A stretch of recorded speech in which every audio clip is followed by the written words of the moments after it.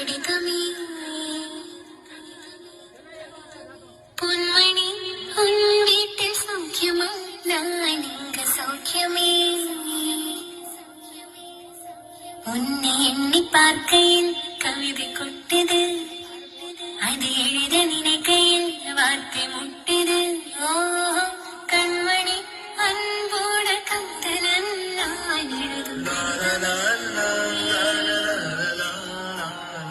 பொன்மணி உன் வீட்டில் சௌக்கியமா நான் இங்க சௌக்கியமே